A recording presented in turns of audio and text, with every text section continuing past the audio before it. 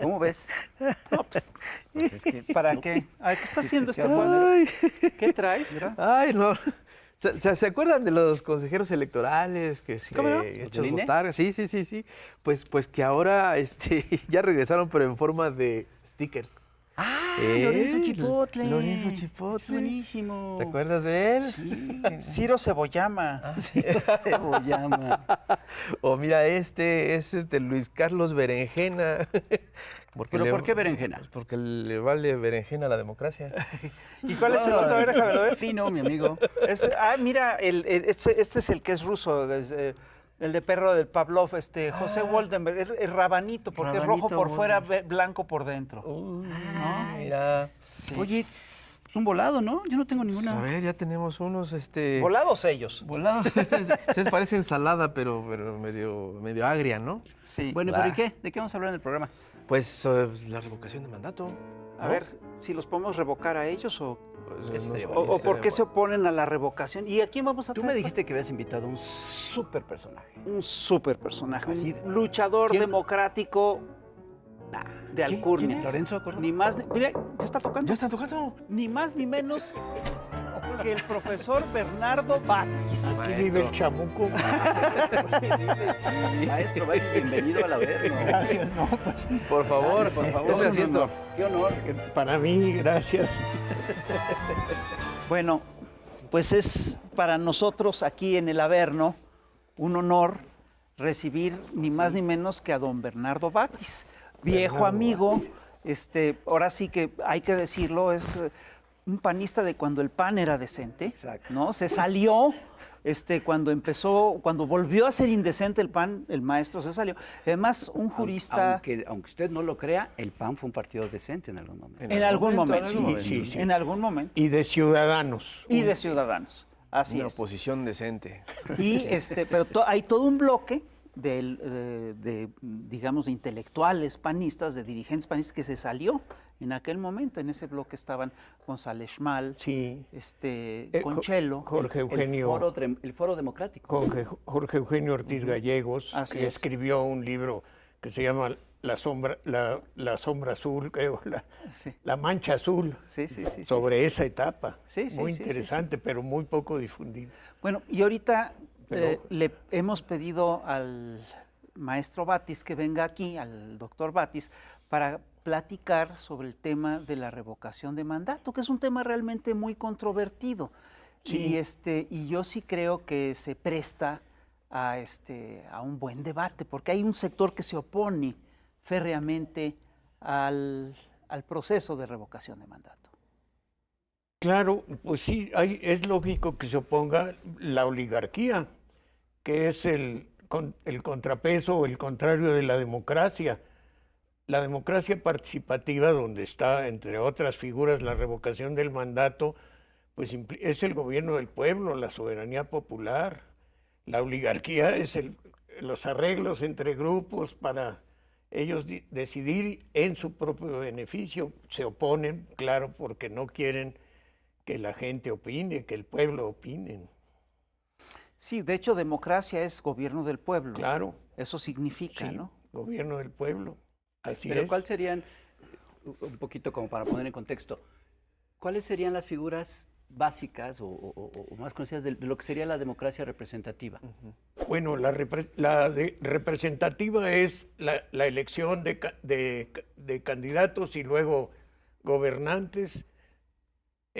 El pueblo se constriñe a votar, emitir su voto cada 3 o cada 6 y ya no puede hacer Sí, nada más. Perdón, me equivoqué más bien, yo Y hablaba la- de participativa, democracia Ahora, participativa. la democracia Ujú. participativa que se ha ido abriendo camino con trabajos desde mediados del siglo pasado, mi siglo. Exacto. No, pues es nuestro también. Bueno, sí es cierto. Mire, bueno, la verdad, las figuras iniciales eran el plebiscito, el referéndum, la revocación del mandato. Por ahí se quedaban. Se han ampliado con la iniciativa ciudadana, con la consulta, con el parlamento abierto. Esos son figuras en las que ya el pueblo, los ciudadanos, que son el soberano, no se constriñen a emitir su voto y olvidarse y además ya dejar que el gobernante haga lo que quiera. Ya es la participación en decisiones no cotidianas, pero sí frecuentes.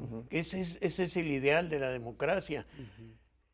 Ustedes han de recordar, los que han estudiado estos temas, la crítica desde los años 60 del siglo pasado, 70, era la democracia burguesa, que así la calificaban a la representativa. Pues es un avance, no está mal, digamos, pero se constriñe a que el pueblo acude, pone su voto, si está bien informado lo hace bien, a veces ni siquiera eso. Hay muchas facilidades para defraudar el voto. En cambio, la democracia participativa es un paso adelante, ¿no? Y siempre hay quien se opone a los pasos adelante. Independientemente de lo que ya sabemos muchos, de que al poder hegemónico no le interesa para nada esta democracia participativa, ¿usted cree, maestro, que también falta un poquito de más educación democrática desde las casas, desde los barrios, desde las escuelas, las colonias? Porque hay muy buenos ejercicios, pero hay muy poca participación. Hay, digamos, sectores de la población muy informados.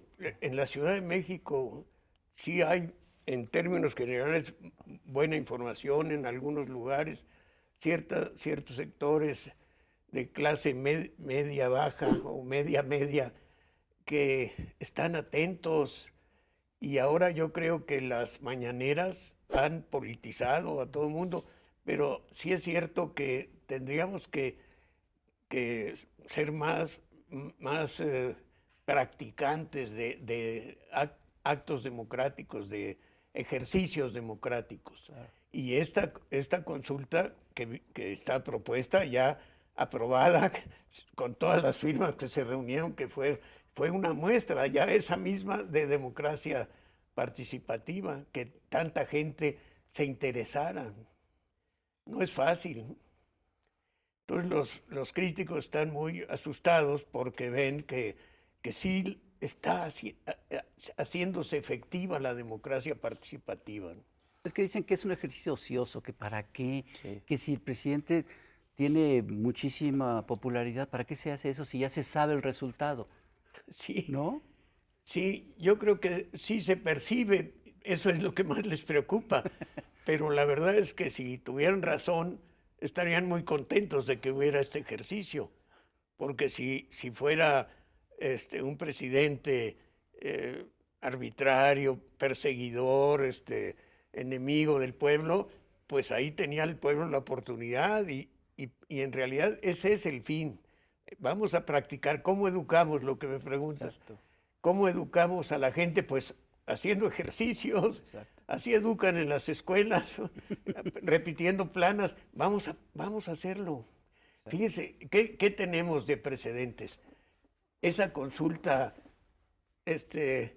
pues improvisada sobre el aeropuerto, todavía ya era electo, pero todavía no era el presidente López Obrador, ya había sido electo, pero todavía no entraba en ejercicio, y convoca la consulta sobre el aeropuerto de Texcoco.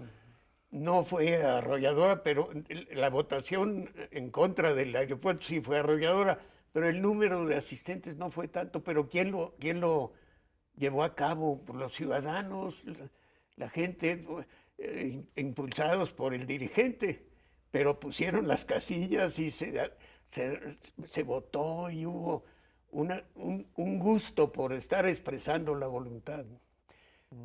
En cambio, antes, cuando lo de la reforma constitucional para sacar de las áreas estratégicas de la economía los hidrocarburos y la electricidad, que se intentó, se juntaron las firmas, yo estaba en las esquinas, bueno, todo el mundo andábamos pidiendo firmas, logramos las firmas suficientes cuando parecía imposible, y era más difícil que ahora, y fue posible. Se hace la pregunta, y la Corte, la Suprema Corte conservadora, que nada más piensa en el derecho, entonces ha cambiado mucho, pero entonces en el derecho público o privado, y se le olvida el derecho social y rechaza la participación en algo tan importante. Fue una experiencia, por un lado frustrante, pero por otro positiva, porque se lograron las firmas, que fueron, yo creo que entonces más de 2 millones de firmas o algo así, si no mal recuerdo, porque se me olvida alguna cosa. Fíjate que a mí se me hace muy curioso que una oposición que dice que el gobierno no tiene ningún apoyo, que está en plena decadencia, que nadie lo quiere, etcétera, se me hace muy raro que se oponga al proceso de revocación de mandato. Deberían de ellos estarlo impulsando, ¿no? Ellos deberían de estarlo impulsando. ¿Por qué no lo impulsan? Claro, ¿quién puede estar interesado en que se revoque el mandato a un servidor público de elección popular? Pues los que lo critican, los que no están de acuerdo con él. Lo que pasa es que lo critican, no dan una propuesta diferente, simplemente no les gusta los cambios que estamos viviendo, no les gusta, entonces critican lo que sea. Si hubiera sido a la inversa, que él dijera no se necesita ahora la revocación, estarían criticando eso, porque todo... Y le estarían exigiendo. Sí, estarían diciendo, ¿por qué no hace la revocación del mandato? Pero como sí convoca y la impulsa y la gente va y vota y también otra vez dice, sí, queremos la experiencia. Para ellos sería la oportunidad, si hay efectivamente una opinión contraria al presidente de la República, pues el voto sería porque se revoque el mandato, porque no siga. Que eso es para lo que sirve la revocación del mandato. Si alguien lo está haciendo mal o muy mal, pues que le digan ya, que venga otro. Pero entonces no es un capricho la revocación de mandato. No, por supuesto que no. Yo creo que aquí podemos adivinar cuál va a ser el resultado, pareciera, ¿no? Pero no sabemos, porque al final de cuentas la gente vota libremente.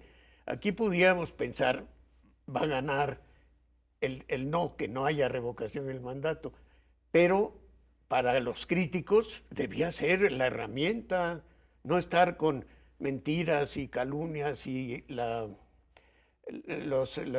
redes sociales bombardeadas. Es la oportunidad y la critican, pues no entiendo. Ay. Bueno, pues nos tenemos que ir a un corte comercial, pero no sin antes ver a la chamuca Cintia Bolio y regresamos, no se vaya.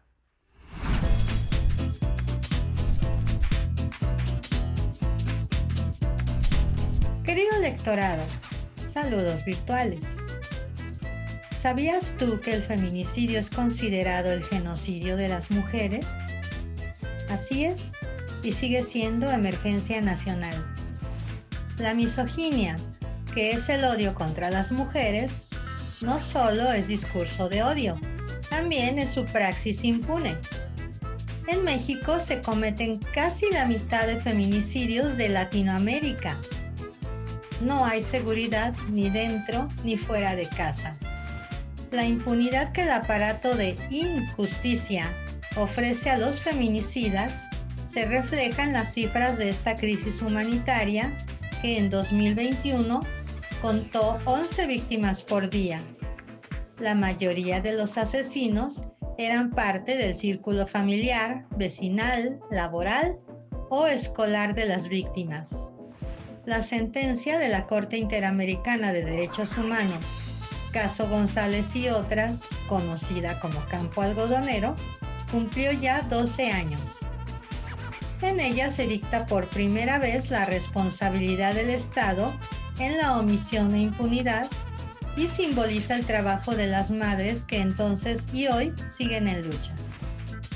Cabe destacar que esta sentencia condena la revictimización de las mujeres, basada en estereotipos de género para negarles justicia a ellas y a sus familias, lo cual se tradujo en violencia institucional. El mandato de género produce violencias machistas y la sociedad se vuelve parte de estas violencias al normalizar los feminicidios, por ejemplo, al culpar a las mujeres asesinadas o al acosar o amenazar a sus familias. Tampoco se cuenta con un censo de familias desplazadas por este delito. Inaceptablemente, la impunidad es rampante y aumenta en medio de esta cultura de la discriminación sistemática hacia las mujeres, orillando a las madres y familias a investigar por su cuenta, arriesgando así sus vidas en búsqueda de justicia. Desde México, el país que sigue sin amar a sus mujeres, nosotras decimos, ni perdón ni olvido. Garantía de derechos humanos y justicia para todas. Estamos de vuelta aquí en Chamuco TV con el maestro Bernardo Batis. Un honor que esté aquí en el Gracias, Averno, sí, maestro.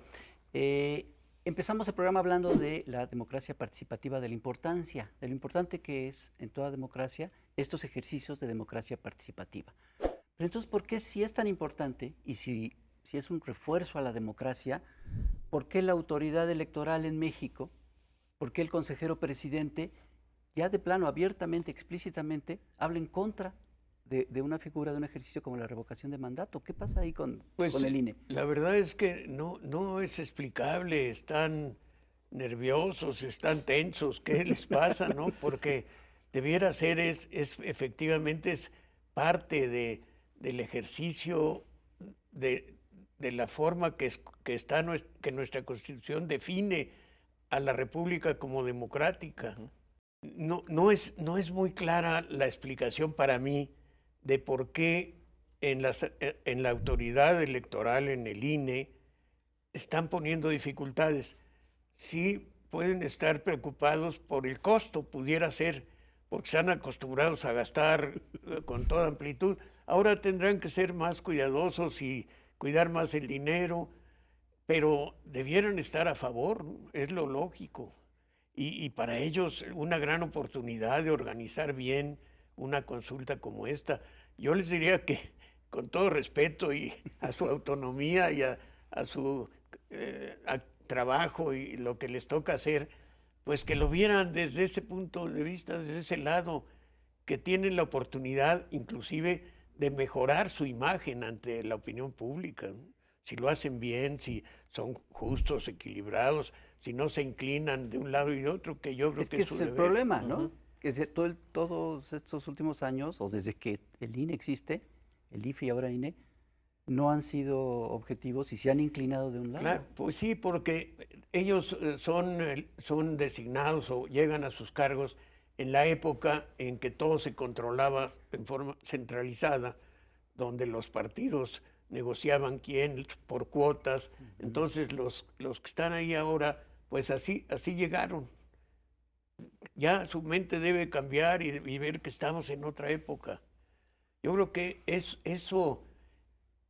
esa conciencia de que las cosas ya no son como antes, que ya ha penetrado mucho y abajo, aquí es al revés de barrer las escaleras de arriba abajo, aquí de abajo arriba, esa conciencia de que estamos logrando algo y un cambio importantísimo y dando un paso hacia adelante en muchas cosas, en la democracia política, pero también en la democracia económica, la distribución esa conciencia la debieran asumir con toda tranquilidad y ya, pues ellos tienen sus facultades y tienen recursos abundantes. ¿No será que estamos ante un aparato electoral democrático que se volvió garante de la democracia, pero que al final de cuentas no deja de ser un aparato, un régimen presidencialista? Pues sí, no han podido sacudirse esa idea, ¿no? Y es curioso porque hay quien plantea, incluso hay quien llegó a plantear que no era constitucional, que no era legal, que para qué hacer la consulta si no estaba en la ley. ¿Hiciste en la ley? Claro que está en el 35 constitucional, sí está, por supuesto, y fue un avance. Es que la lucha por la democracia lleva muchos años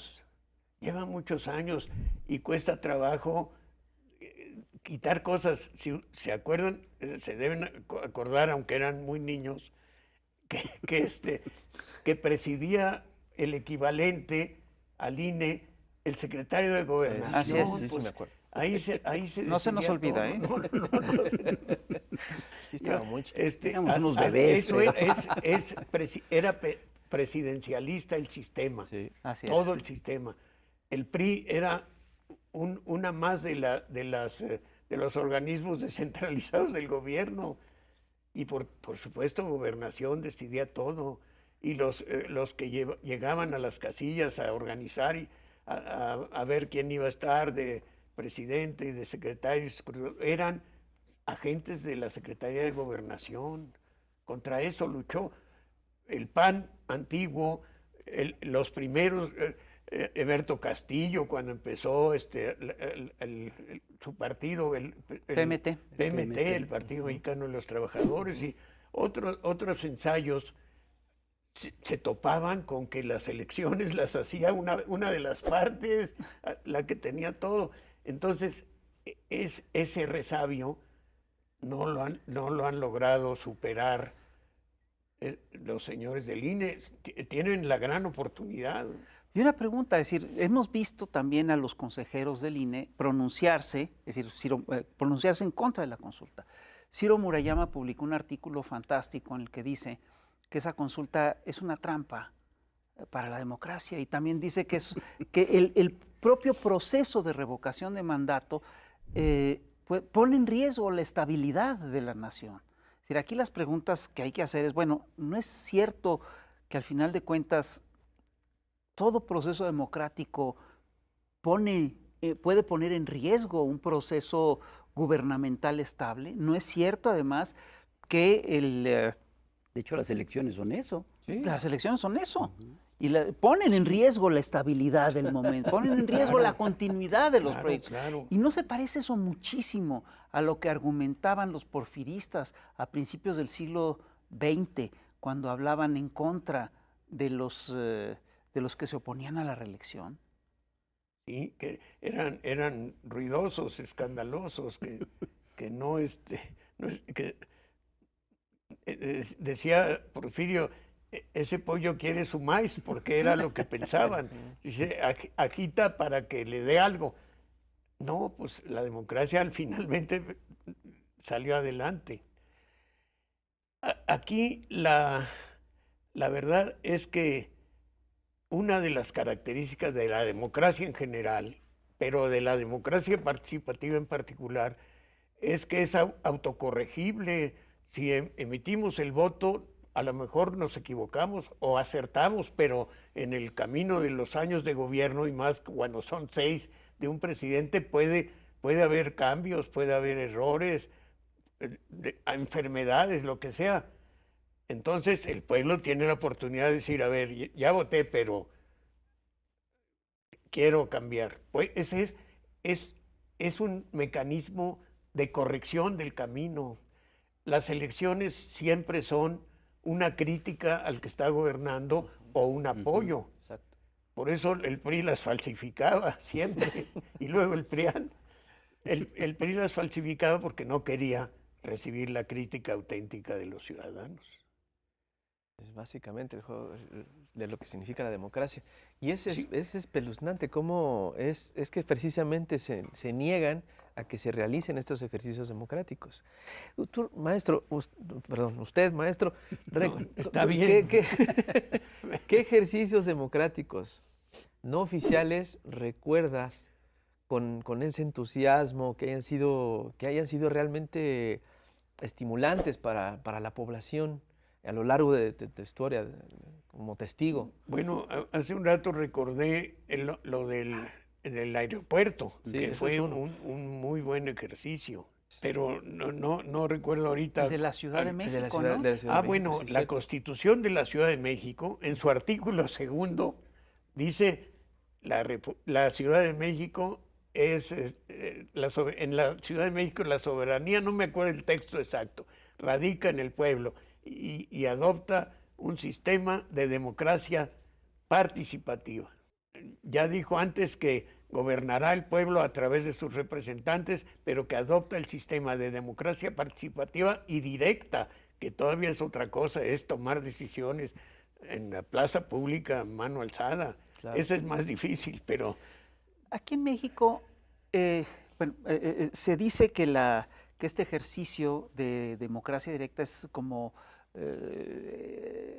se está impulsando de manera acelerada. Sin embargo, en América Latina ya son varios los países que incluyen la revocación de mandato en su constitución. Bolivia, Venezuela. Y la consulta, el Y las plebiscito, y consultas, etcétera. Ha habido consultas sí, históricas, sí. ¿no? La de Pinochet, Claro. ahora la Bueno, Constitución también en sí, Chile. La de Pinochet fue un ejercicio importantísimo, el sí y el no, y ganó el no. Ganó el no. Y ya estamos de vuelta aquí en el Chamuco TV, en el Plus de YouTube, y seguimos platicando con nada más y nada menos que el maestro Bernardo Batis, quien es un experto en la historia de este país en los últimos años. No, pues un luchador democrático, además gran abogado. Él es el que ha hecho propuestas sobre el tema de la democracia participativa directa. Bueno, es un lujo tenerlo aquí. No, pues aprendiz de mucho y oficial de nada. Pero No, hombre.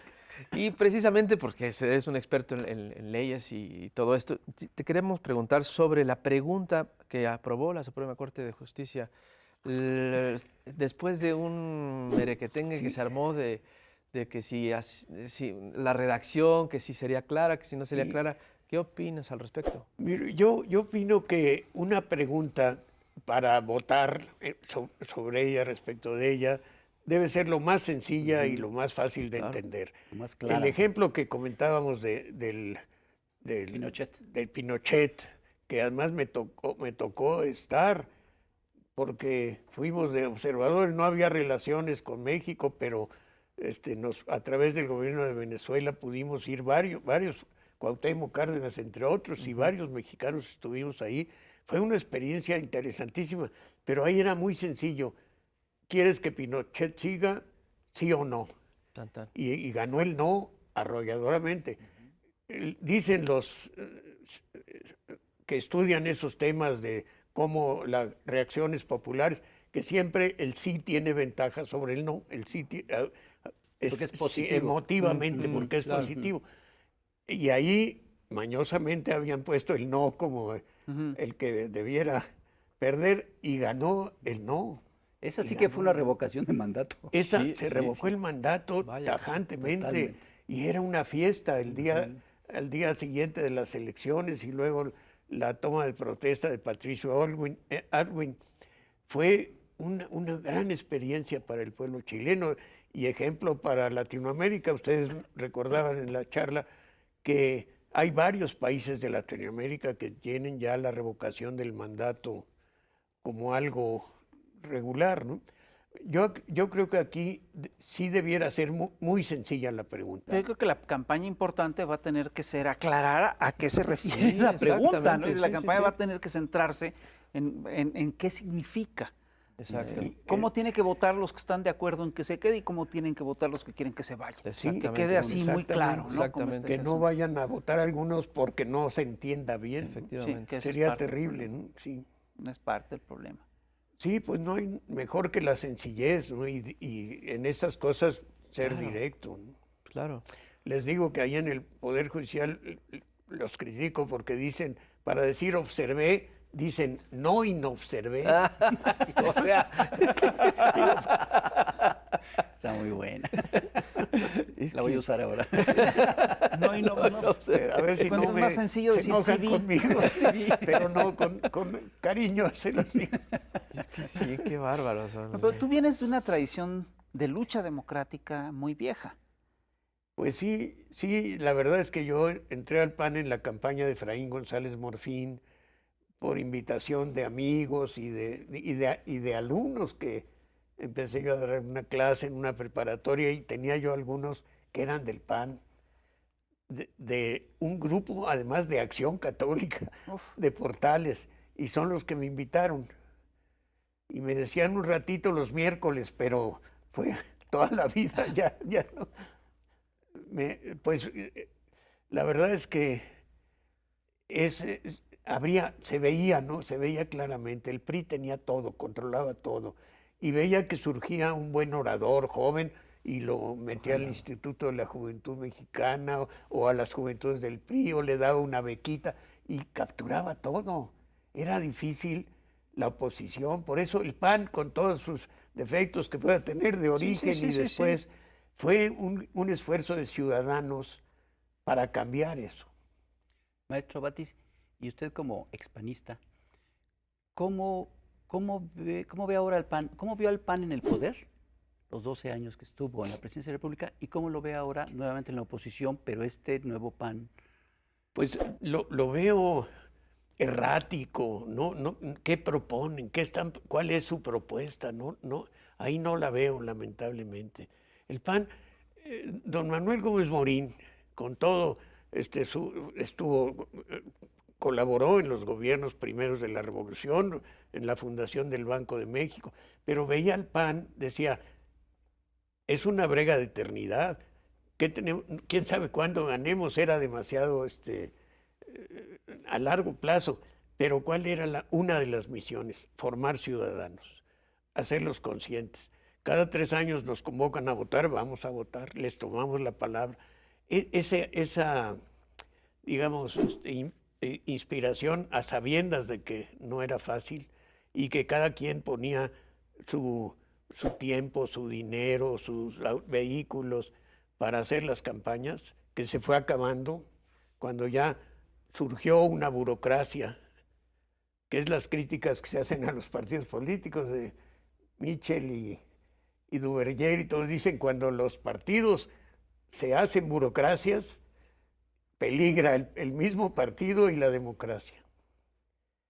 Aquí Morena debía tomar también esa por lección, supuesto, ¿no? esas notas, sí, por supuesto. Yo soy de Morena, pero digo, pues desde fuera, o digamos, no estoy ahorita activo porque tengo un encargo de otra, pero sí debiéramos ver todo eso, porque así se acabó el PAN. ¿Y cómo lo vio en el poder?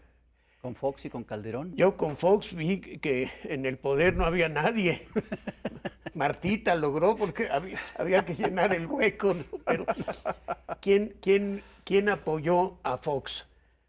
Los amigos de Fox, grupos empresariales que pagaron la campaña y que lo rodearon y todo. Él era un grandote, para algunas cosas patético, voy a decir patético.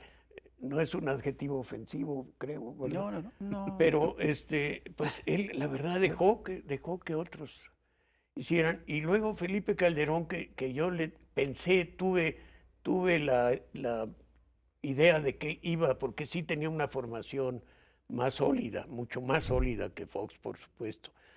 Pero también pues lo rodearon intereses, el PRI estaba muy fuerte, tenían que negociar demasiado, y en vez de que las ideas democráticas influyeran al revés, los partidos que llegaron, incluido el PRD, que se acercó y que tuvo también acceso a cargos, se dejaron ir por el viejo sistema, lo adoptaron en vez de modificarlo. Por eso el fenómeno de Morena es distinto, en forma pacífica, una y otra vez. Yo les digo, no mentir, no robar, no traicionar y no rendirse, porque hasta la tercera, pues no cualquiera, ¿verdad? Hasta la tercera en sexenios. En sexenios. Porque en otros países son los años, es decir, son cuatrienios. Son cuatrienios, ¿no? Sí. Los periodos son de 4 años. Sí. Aquí sí, 18 años. Pero la lucha ya venía desde antes, claro, por diversas afluentes, ¿no? Sí. De muchos lados, desde el trabajo del doctor Nava, Claro, en San Luis, que fue Potosí muy importante. No, bueno, fue... ¿No? Y hay riesgo de que, porque finalmente esta transición a la democracia que desde hace 20 y tantos años se venía hablando de ella, pero parecía que no pasaba nada, que estábamos en una eterna transición y nunca llegábamos a esa democracia. Y bueno, ahora con la gente organizándose y votando y demás, pues finalmente sí se logra impedir fraudes y demás. Pero, ¿qué riesgo hay de aquí en adelante? ¿Usted cree que sí se pueda afianzar realmente una sociedad más democrática, con más conciencia democrática, con estos ejercicios de participación, o que pueda haber un retroceso? Siempre habrá el riesgo de un retroceso, pero lo que yo creo es que se va a consolidar, que ya el pueblo ya probó que sí puede, organizándose puede cambiar las cosas. Hay un gran dirigente, difícil de sustituir para el futuro, pero también ya hay un pueblo que lo apoyó y que lo siguió y que envejeció con él, voy a decir. Pero ahí vienen otras generaciones. Yo veo ya muchos que no conozco, que nunca había oído hablar de él, que asumen cargos públicos muy jóvenes, mujeres y hombres, muchas mujeres, eso también es una novedad, haciendo su parte cada uno. Yo creo que sí hay una gran esperanza, nada más no hay que abandonarla a la pura esperanza, tenemos que hacer nuestra parte. Fíjate que la democracia es obviamente, siempre le ha sido escamoteada al pueblo de México. Y yo estoy convencido que en la era neoliberal encontraron mecanismos muy específicos para escamotear la democracia mexicana. Y en la era neoliberal esos mecanismos giraban todos alrededor del dinero, ¿no? Es decir, desde que se funda la democracia en Grecia y después en Europa, es decir, hay denuncias de que hay quienes logran torcer la voluntad ciudadana con dinero, con favores, con prebendas, etcétera, ¿no? Y pero aquí en México se llegó a una cosa increíble, porque hay un estudio de la BBC que dice que en México el voto costaba $25 por persona, mientras que en Estados Unidos costaba 15 y en Rusia costaba 40 centavos. 44 centavos de dólar, ¿no? Sí. Pero esas cuentas son muy chistosas porque parten del principio. Están atrasados, ¿no? Sí, pero esas cuentas, las cuentas que hacen para México están equivocadas, porque solo toman en cuenta el dinero que se registra formalmente. Porque lo que se registraba formalmente era una cosa, pero es claro que las campañas del PRI, en sus campañas el PRI gastaba 10 veces más de lo permitido, o 20 veces más de lo permitido. Si esto es así, entonces el costo de cada voto era altísimo, una locura. Sí. Entonces, no pintaban cerros, ¿no? Pues ponían el PRI, lo veías en un cerro. Sí. Y la mercadotecnia política era muy bien pagada y traían técnicos de fuera y de aquí que eran habilísimos también. ¿Y los pases de charola? Ah, sí, también. Pues es que esa es la democracia de libre comercio, la democracia que se define por el dinero, ¿no? Sí, sí. Porque un requisito de la democracia es que el votante esté bien informado. Y la mercadotecnia, en el fondo, lo que busca es no informar para que elijas con libertad, sino imponerte un producto. Entonces, así lo veían. Engañar. Engañar en el fondo. Maestro, aparte de este ejercicio democrático participativa, ¿qué cosa o qué otros elementos serían necesarios para que este tipo de ejercicios se queden tatuados en la población, se queden como en el disco duro, así de que casi nacemos y que, ¿qué onda? ¿A dónde voy a votar para el sabor de mi mamila? Sí. O sea, ¿es posible? ¿Hay algunos elementos que podrían ser útiles, que se podrían buscar legislar? Uno que fue consejero presidente hablaba de esto, pero de manera negativa. Hombre. Que el votante ya era como perro de Pavlov, ¿no? Sí. Ah, sí, es cierto.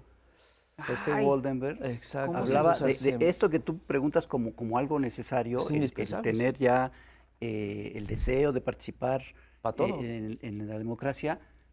Este consejero o exconsejero lo veía como algo negativo. Y dijo que iban a ser como perros de Pavlov. Pues bueno, yo lo que les decía es que yo veo al revés, que la democracia es una oportunidad periódica, cuando son elecciones, de corregir lo que está mal.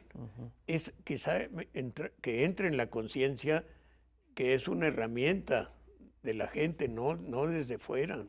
Y dijo algo muy importante, un ejercicio, es ejercitarse en la democracia. Claro, ¿cómo aprenden los niños a escribir? Pues repitiendo. Aquí si repetimos muchas experiencias, pero hay más bien obstáculos para que se repitan. Esa es la perversidad, ¿no? Que la democracia se haga costumbre. Yo diría una cosa pequeña que es el presupuesto participativo. No hay debiera dársele más Difusión. publicidad, más difusión, que la gente sepa que en su colonia, en su Exacto. barrio, en su municipio, puede decidir en qué se va a gastar. Ese sería un ejercicio muy frecuente y a nivel casi a mano alzada. Podría ser una democracia directa. Sí, yo sí creo que sí debe haber más difusión, participación, campañas de convencer a la gente que incluso en sus propias casas se haga una democracia. Bueno, ¿qué vamos a cenar hoy, no? Yo Entre digo todos. que haya más spots con al chipotle. Es que sí son muy efectivos, Ese tienes razón. funciona muy bien. Que invite a votar, ¿no? De que cuál salsa te pica más.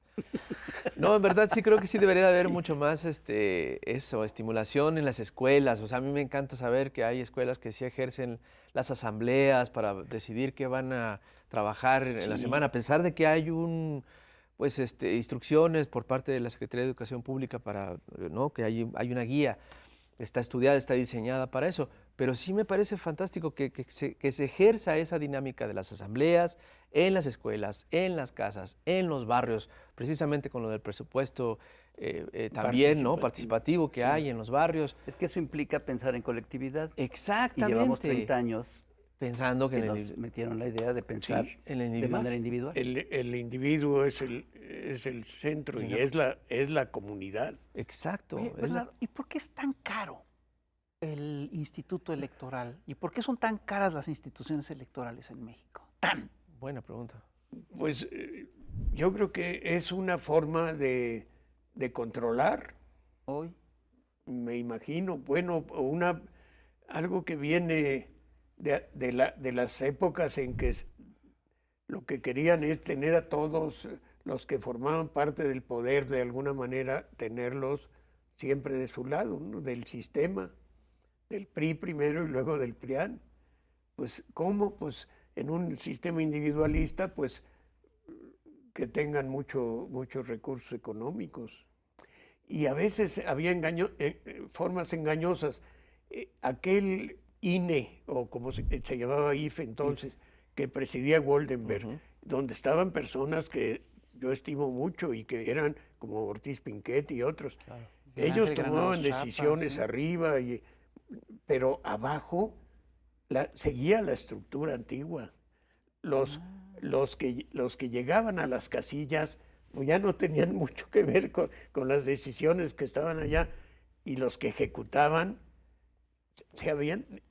ellos no tuvieron, yo creo, fraternalmente se los digo después de tanto tiempo porque me tardé en darme cuenta, ellos estaban arriba tomando decisiones democráticas y no llegaban siempre hasta las casillas. Durante un tiempo siguió, a pesar del cambio, siguió el control. Fue un paso importante porque ya había cómo participar y había crítica, y allá arriba había gente, digamos, comprometida con la democracia. Ya no eran los que iban a cuidar al sistema, pero no los dejaban. Los tenían muy copados. Wow. O Pues sea, ha sido un largo camino para la democracia. Ha sido un largo camino, pero También es caro porque los restaurantes son muy caros. Oye, bueno, a los que va el chipotle chillón, pues, Yo tengo la hipótesis de que fue caro porque si las elecciones costaban tanto, ¿no? Es decir, y necesitaban un aparato que legitimara en serio y que no gastara y que no escatimara en gastos para legitimar esas elecciones. Y los fraudes son Sí, caros Y también. los fraudes son caros. Sí, Yo son imagino muy que esa es la lógica. Y me parece que lo que dice Bernardo es Pues totalmente mantener un correcto. régimen es caro. Pues sí. pues, sí. Todo Sí. lo que haya que hacer para ello sí, es caro. pero tenían las arcas abiertas. Por eso, ¿cómo se ha podido ahora hacer obra pública Sí, hombre. a gran escala y pensando para el futuro? Pues porque hay honradez y gasto controlado, y no hay pactos con los causantes mayores que ya están pagando sus impuestos con muchos trabajos. Yo creo que eso es también importantísimo, que el Estado tenga recursos, pero que los distribuya en bien de la comunidad, no para mantenerse él en el poder, ¿no? Pues sí. Pues sí. Maestro, pues yo creo que hay que seguir promoviendo los ejercicios de democracia participativa y llamar a la gente a que participe, ¿no? Así es. Sí, Sí, pues ustedes comunicadores y de buen humor siempre, pues tienen mucha labor ahí. Hay que trabajar juntos por Sí. una reforma electoral también, ¿no? Sí, así es. Eso sí es indispensable porque esto está Sí, todavía también. en construcción. Pues maestro Bernardo Batis, un honor tenerte aquí, lo repito, para el público de YouTube. Gracias, voy a decir con Mucho gusto. Y en verdad, ojalá que no sea la última vez y que No, podamos pues, tenerte aquí de nuevo. con mucho gusto. Aquí estaré cuando me inviten. Para hablar de muchas cosas. sí, hay Usted fue muchas. procurador en la Ciudad de México. también Exacto, debe haber sí. muchas Sí, sí, historias sí. interesantes. Entonces, esperamos Ahí fui. invitarlo en otra ocasión. Sin ser penalista, fui procurador. Pues muchísimas gracias y muchísimas a ustedes, gracias. a ustedes y además de convivir aquí en un lugar democrático. Así es, exactamente. Pues Le señores, hicieron campañas sucias en televisión al maestro. Ah, sí, cómo no, Batis. cómo no, Horribles. cómo no. híjole. Bueno, Siempre pues, esas No, bueno, aquellas marchas de blanco Sí. sí es cierto. se gastaba mucho y había cosas que no eran ciertas. La verdad es que en esos años, con un buen gobierno respetuoso y un buen equipo, hicimos muchas cosas de bajar los índices delictivos efectivamente. Robo de vehículos, que estaba 140 al día, y logramos bajar a 60 o 70. Ay, es que esta ciudad, Era mucho todavía, Ujú, pero sí, era ya mucho. mucho menos. es que esta ciudad sí, da para mucho que hablar. Pero entonces, muchas gracias, en verdad, No, maestro. pues, a ustedes, y un honor estar aquí en No, hombre, No, este al contrario, ambiente. al contrario. es un gusto. Es un gusto. Así que bueno, señoras y señores, ya lo sabe, comparte este programa, coméntelo y ya nos vemos a la próxima. Y te vas a caer, ¿no? Dios. Pórtate y despídete bien. Adiós, cuídense, nos vemos. Bye.